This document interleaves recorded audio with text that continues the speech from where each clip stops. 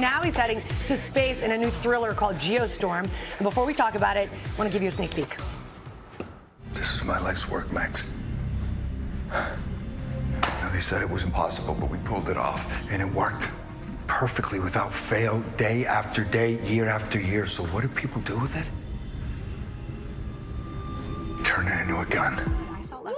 Oh, you did? Yes, yes. I'm just saying how much I like the film, but you can see it's very tense. The message at the core of this film, the backdrop, if you will, is chilling, no pun intended, the whole idea of this severe climate change.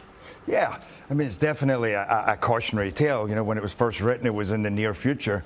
But you look at this summer, and you said 2019. Yeah, I just, it was depressing and scary. It's a little bit scary, but then again, the movie itself it touches on that, but that's kind of at the prologue, and then it says, what would we have to do to get past that? What would be the science behind it?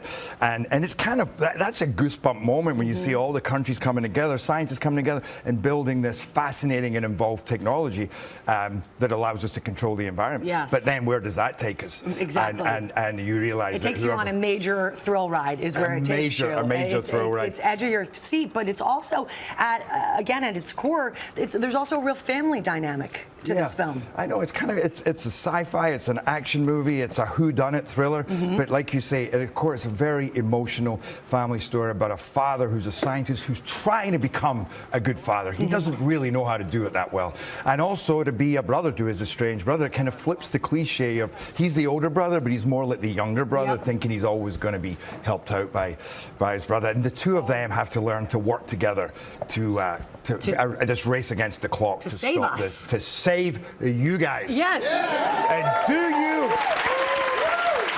And do you appreciate it? Who else would we want to save us besides Gerard? Chris Hemsworth, maybe Mark Wahlberg. But I mean, you could do me too. So not only are you terrific in action roles, but you got pipes. We've seen it before on screen. I loved hearing when you were asked if you ever would want to go on Broadway. Your answer surprised me. You would like to do Music Man. Music Man, yeah. Exactly. The one person who's like, I know it's remember.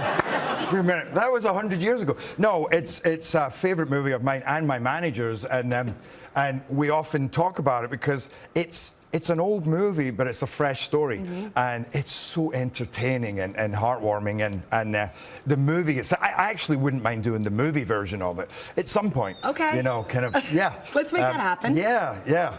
Professor Harry Hill going into River City in Ohio and taking over the tire. So this really is a passion for you. Okay. No, well, listen, I to be honest, me singing in Phantom was a surprise. I didn't go for it. I was approached. Even my agent said, "Jerry, sing?" I don't know, maybe. Yeah, he sang in a band.